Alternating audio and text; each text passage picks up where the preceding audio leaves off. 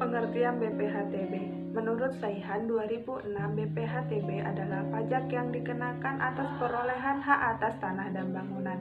Diperolehnya hak atas tanah dan bangunan adalah peristiwa atau perbuatan hukum oleh orang pribadi atau badan yang kemudian mengakibatkan diperolehnya hak atas tanah dan bangunan. Menurut Undang-Undang Nomor 21 Tahun 1997, sebagaimana telah diubah dengan Undang-Undang Nomor 20 Tahun 2000, disebut dengan Undang-Undang BPHTB, memberikan pengertian mengenai BPHTB adalah bea perolehan hak atas tanah dan bangunan adalah pajak yang dikenakan atau diperolehnya hak atas tanah dan bangunan yang selanjutnya disebut dengan pajak. Bea perolehan hak atas tanah dan bangunan merupakan pajak terhutang yang harus dibayar oleh pihak yang memperoleh hak atas tanah dan bangunan agar akta peralihan seperti jual beli, tukar menukar, hibah, risalah lelang, atau surat keputusan pemberian hak atas tanah dan bangunan dapat dibuat dan ditandatangani oleh pejabat yang berwenang.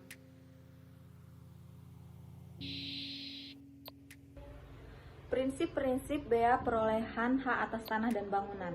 Menurut Mardiasmo, prinsip-prinsip yang diatur dalam Undang-Undang Bea Perolehan Hak Atas Tanah dan Bangunan adalah: yang pertama, pemenuhan kewajiban bea perolehan hak atas tanah atau bangunan adalah self-assessment, yaitu wajib pajak menghitung dan membayar pajaknya dengan sendiri. Yang kedua, besarnya tarif adalah 5% dari nilai perolehan objek pajak kena pajak atau NPOPKP. Yang ketiga, agar pelaksanaan Undang-Undang Bea Perolehan Hak Atas Tanah dan Bangunan dapat berlaku secara efektif, maka baik kepada wajib pajak maupun kepada pejabat-pejabat umum yang melanggar ketentuan atau tidak melaksanakan kewajibannya dikenakan sanksi menurut peraturan perundang-undangan yang berlaku. Yang keempat, hasil penerimaan bea perolehan hak atas tanah dan bangunan dapat merupakan penerimaan negara yang sebagian besar diserahkan kepada pemimpin daerah. Dan yang terakhir, semua pungutan atas perolehan hak atas tanah dan atau bangunan di luar ketentuan ini tidak diperkenankan. Berikutnya, dasar hukum bea perolehan hak atas tanah dan bangunan. Dasar hukum bea perolehan hak atas tanah dan bangunan.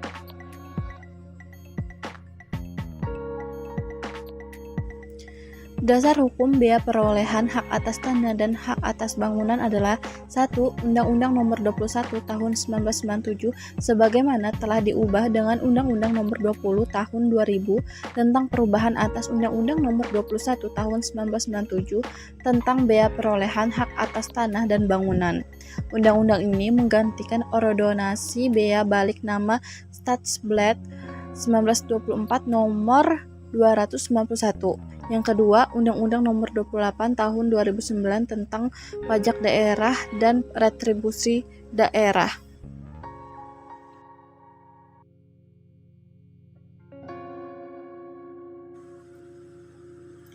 Objek dan subjek bea perolehan hak atas tanah dan bangunan. Objek bea perolehan hak atas tanah dan bangunan dalam pasal Undang-Undang BPHTB meliputi dua hal, yaitu pemindahan hak dan pemberian hak baru. 1. Pemindahan hak karena jual beli, tukar menukar, hibah, hibah wasiat, waris, pemasukan dalam perseroan atau badan hukum lainnya, pemisahan hak yang mengakibatkan peralihan, penunjukan pembeli dalam lelang, pelaksanaan putusan hakim yang mempunyai kekuatan hukum tetap, penggabungan usaha, peleburan usaha, pemekaran usaha, dan hadiah. Yang kedua, pemberian hak baru karena kelanjutan pelepasan hak dan di luar pelepasan hak. Sedangkan jenis-jenis hak atas tanah yang perolehan haknya dikenakan BPHTB sebagaimana diatur dalam pasal 2 ayat 3 Undang-Undang BPHTB meliputi hak milik, hak guna usaha, hak guna bangunan, hak pakai, hak milik atas satuan rumah susun, dan hak pengelolaan. Berdasarkan ketentuan pasal 3 ayat 1 terdapat beberapa objek pajak yang tidak dikenakan BPHTB, yaitu objek yang diperoleh perwakilan diplomatik konsulat berdasar asas perlakuan timbal balik. Yang kedua yaitu objek yang diperoleh negara untuk penyelenggaraan pemerintahan dan untuk pelaksanaan pembangunan guna kepentingan umum. Yang ketiga yaitu adalah objek yang diperoleh badan atau perwakilan organisasi internasional yang ditetapkan dengan keputusan Menteri Keuangan dengan syarat tidak menjalankan usaha atau kegiatan lain di luar fungsi dan tugasnya. Yang keempat yaitu objek yang diperoleh orang pribadi atau badan karena konversi hak atau karena perbuatan hukum lain dengan tidak adanya perubahan nama. Yang kelima yaitu adalah objek yang diperoleh orang pribadi atau badan karena wakaf. Dan yang terakhir, yang keenam, yaitu adalah objek yang diperoleh orang pribadi atau badan karena kepentingan ibadah. Selanjutnya yaitu adalah subjek BPHTB atau bea perolehan hak atas tanah dan bangunan. Yang menjadi subjeknya yaitu adalah orang pribadi atau badan yang memperoleh hak atas tanah dan bangunan. Subjek BPHTB yang dikenakan kewajiban membayar BPHTB menurut perundang-undangan perpajakan yang wajib pajak. Sekian dari saya, selanjutnya akan dilanjutkan dengan rekan saya.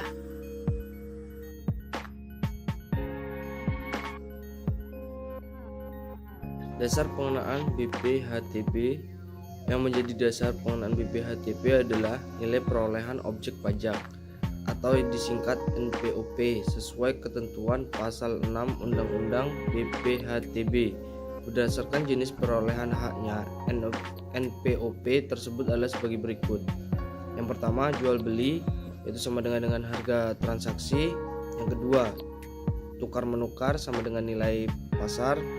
Ketiga, hibah sama dengan nilai pasar. Keempat, hibah wasiat sama dengan nilai pasar. Kelima, waris sama dengan nilai pasar.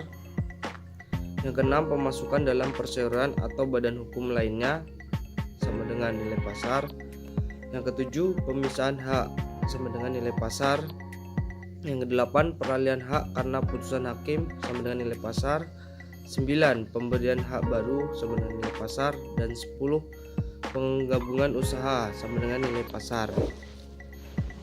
Perhitungan BPHTB.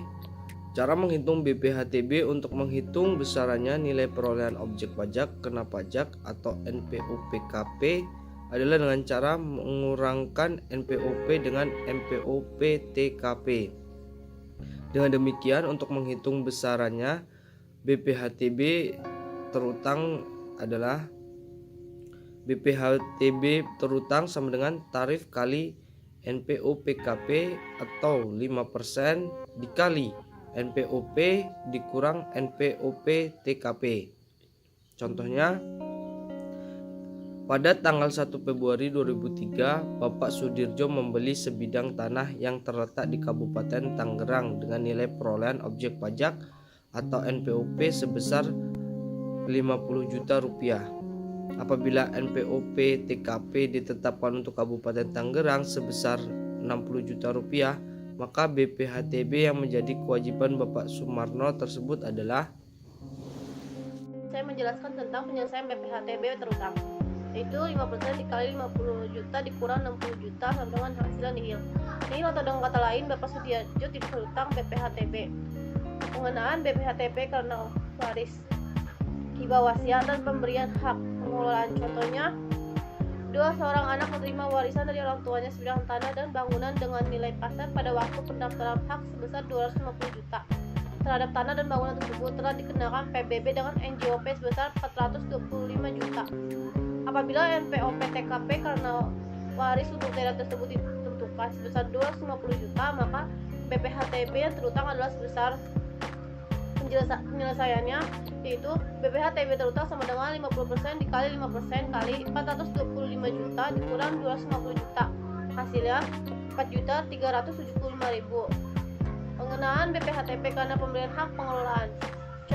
Contoh lainnya, sebuah perusahaan negara milik daerah BUMD Parkiran menerima hak pengelolaan dari pemerintah bidang tanah dan sebuah gedung untuk parkir dengan nilai pasar pada waktu penerbitan hak sebesar 1 miliar. Terhadap tanah dan bangunan tersebut telah diterbitkan SPPT PBB dengan NJOP sebesar 1,25 miliar. Apabila NPOP TKP atas daerah tersebut ditetapkan sebesar 50 juta, maka besarnya BPH-TB yang harus dibayar oleh BUMD Parkiran tersebut adalah sebesar. Penyelesaiannya yaitu BPH-TB yang harus dibayar sama dengan 50% dikali 5% dikali 1,25 miliar dikurang 50 juta. Hasilnya 30 juta. Tata cara penetapan BPH-TB diatur di dalam pasal 11 dan pasal 12. 1. Dalam jangka waktu 5 tahun sejak pajak terutang berdasarkan hasil pemeriksaan terdapat kurang bayar Direktorat Jenderal Pajak, dalam hal ini Kepala Kantor Pelayanan PBB atau KPP Pratama menerbitkan surat ketetapan BPH-TB kurang bayar ditambah denda 2% per bulan, maksimum untuk jangka waktu 24 bulan. 2. Setelah terbit SK BKB, terdapat data baru lagi sehingga pajak terutang bertambah, maka Kepala Kantor Pelayanan PBB atau KPP Pratama menerbitkan surat ketetapan BPH-TB kurang bayar tambahan ditambah sanksi administrasi sebesar 100% dari jumlah kenaikan, kecuali wajib pajak melapor sebelum ada pemeriksaan. Tata cara penagihan BPH-TB diatur dalam pasal 13, pasal 14, dan pasal 15 Undang-Undang BPH-TB.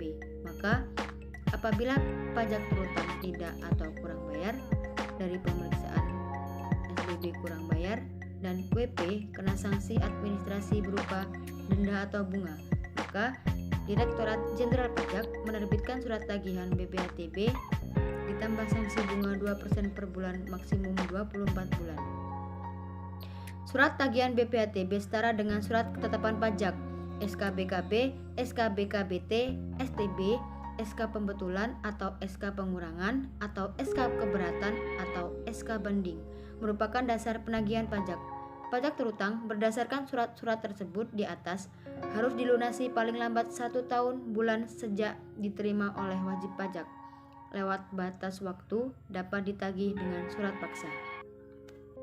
Pembagian hasil penerimaan BPH-TB diatur dalam pasal 23 Undang-Undang BPH-TB dan pelaksanaannya diatur lebih lanjut dengan Keputusan Menteri Keuangan Nomor 519 KMK 04 tahun 2000 tanggal 14 Desember 2000 sebagai berikut.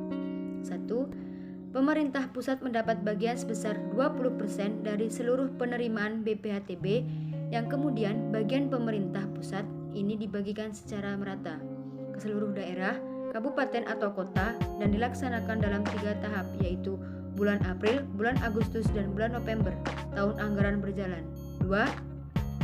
Pemerintah daerah mendapat bagian sebesar 80% yang dibagi 16% untuk daerah provinsi dan 64% untuk daerah kabupaten atau kota.